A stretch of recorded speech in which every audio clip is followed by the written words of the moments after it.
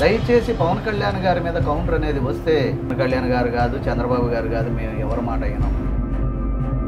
నువ్వు మర్చిపోలేకపోతున్నావా గతం? అప్పుడే స్టార్ట్ చేసేసావా? మోడీ పక్కలో పడుకున్నావు అని చెప్పి మాట్లాడాడు గారు. 3,000 కోట్లకి ఆ రోజున స్పెషల్ కేటగిరీ తాకట్ట పెట్టింది, తనఖా పెట్టింది చంద్రబాబు గారు కాదా? ఉమ్మడి ప్రభుత్వం పడిపోయే విధంగా కూడా ప్రవర్తించడానికి మనం వెనకాడడం, ఒళ్ళు దగ్గర పెట్టుకుని ఉంటే బాగుంటుంది. ఇలాంటి కార్టూన్లు ఏగోని ఉంటే ఇంకా బాగుంటుంది. పవన్ కళ్యాణ్ గారు నిన్న మాకు వార్నింగ్లు ఇచ్చారు, వ్యక్తిగతంగా వెళ్ళొద్దు, ఇంకోటి చేయొద్దు. ఈ పత్రిక సర్క్యులేషన్ ఎంతమంది చూస్తారు? ఏమనుకుంటున్నావు నువ్వు? అదే మోడీ కాళ్ళు పట్టుకున్నాడు పవన్ కళ్యాణ్, అదే నీ చంద్రబాబు జైల్లో కాళ్ళు పట్టుకున్నాడు. ఒక్కసారి ఆలోచించు రాధాకృష్ణ, నీ బతుకు మారదా? పవన్ కళ్యాణ్ గారు మాట్లాడుతూ మోదీ గారితో నాకు ఫోటో అవసరం లేదు, ప్రధానమంత్రి గారి గుండెల్లో నేనున్నాను అని చెప్పని అన్నారు. దానికి కౌంటర్గా అనుకోవాలా, వ్యంగ్యంగా అనుకోవాలా? ఆంధ్రజ్యోతి పేపర్లో ప్రత్యేక హోదా, అలాగే పోలవరం ప్రాజెక్టు, వీటి గురించి కూడా ఆయన గుండెల్లో ఉంటే బాగుంటుంది అని చెప్పి వ్యంగ్యంగా ఒక కార్టన్ వేశారు. అది వ్యంగ్యంగా అనుకోవాలా, లేదా పవన్ కళ్యాణ్ గారిని విమర్శించారు అనుకోవాలా? ఇప్పుడు మేమేమనుకుంటాం, ఒక నేరస్తుడు నువ్వు, ఏబిఎన్ రాధాకృష్ణ నిన్నే అనేది, నువ్వు ఒక నేరస్తుడివి. ఇదే పవన్ కళ్యాణ్ గారి గురించి అన్పాపులర్ చేసిన మొట్టమొదటి వ్యక్తి నువ్వు. గతంలో 4 పెళ్ళిళ్ళు 3 పెళ్ళిళ్ళు అని కాపులను దుర్భాషలాడినోడు నువ్వు. ఆ రోజు వంగవీటి మోహన్ రంగా గారి హత్య జరిగే ముందు కూడా రంగా గారి పక్కన ఉన్నది నువ్వు. రంగా గారి కార్ డ్రైవరు నువ్వు. ఆల్టర్నేట్ ఒకప్పుడు పేపర్లు వేసినటువంటి రామోజీ పారిశ్రామికవేత్త అయిపోతాడు, కోటీశ్వరులు అయిపోతారు, మీడియా కింగులు అయిపోతారు, మీలాంటి గోళ్ళు అయిపోతారు, పెద్దలుగా మారిపోతారు. మరి మా దౌర్భాగ్యం ఏంటో, మా కాపుల్లో అలాంటిది లేదు. ఒక కాపు నాయకుడిగా దీని గురించి పార్టీగా స్పందించట్లా, కొంచెం బాధగానే ఉంది.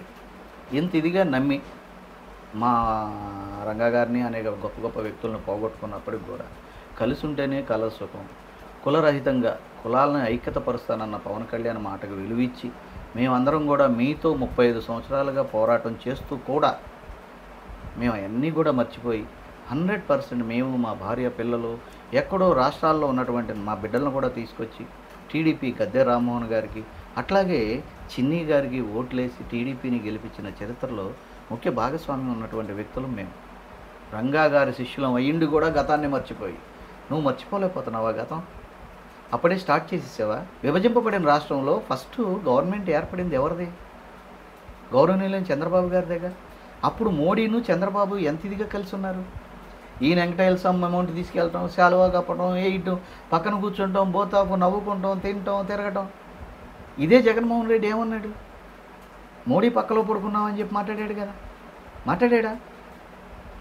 ఆ తర్వాత అతను వెళ్ళి ఏం చేశాడు చెప్పండి? ఇవాళ ఎవరు? మళ్ళీ ముఖ్యమంత్రి మీరే కదా.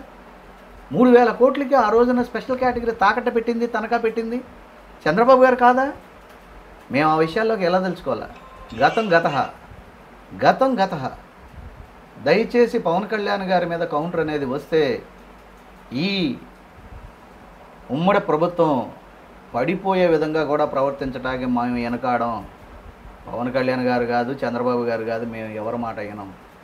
మాకు నచ్చిందే చేస్తాం. 26% ఉన్న కాపు శక్తి ఒళ్ళు దగ్గర పెట్టుకుని ఉంటే బాగుంటుంది. ఇలాంటి కార్టూన్లు ఏకోని ఉంటే ఇంకా బాగుంటుంది.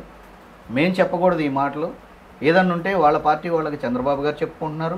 అట్లాగే పవన్ కళ్యాణ్ గారు నిన్న మాకు వార్నింగ్లు ఇచ్చారు, వ్యక్తిగతంగా వెళ్ళొద్దు, ఇంకోటి చేయొద్దు. నీ పత్రిక సర్క్యులేషన్ ఎంతమంది చూస్తారు? ఏమనుకుంటున్నావు నువ్వు? హీరో అయ్యా, భారతదేశంలో ఇవాళ ఒక మోడీని ప్రధానమంత్రిని చేసిన హీరో. అదే మోడీ కాళ్ళు పట్టుకున్నాడు పవన్ కళ్యాణ్, అదే నీ చంద్రబాబు జైల్లో కాళ్ళు పట్టుకున్నాడు. నీ కమ్మరు ఎవరొచ్చి ఆదరించారయ్యా టీడీపీని? చెప్పు, ఒక్కసారి చెప్పు. బ్లైండ్గా సపోర్ట్ చేసి కాపులకు కూడా దూరం అయ్యి అనేక మందితో మాటలనిపించుకుని భార్య పిల్లలను కూడా తిట్టించుకుని ఆ విధంగా మీకు సపోర్ట్ చేసి 23 13 కూడా వచ్చే రాని పరిస్థితుల్లో ఉన్న మిమ్మల్ని అందలం ఎక్కించి ఇవాళ ఒక డిప్యూటీ సీఎంగా నిడారంబరంగా జీతాలు కూడా లేకోకుండా మీకు, మీ పార్టీకి కూడా డైరెక్ట్గా ఇండైరెక్ట్గా సేవ చేస్తున్నటువంటి పవన్ కళ్యాణ్ అంటాయా మీరు కార్టూన్ లేచేది? ఒక్కసారి ఆలోచించు రాధాకృష్ణ, నీ బతుకు మారదా? ఏం మనిషివయ్యా?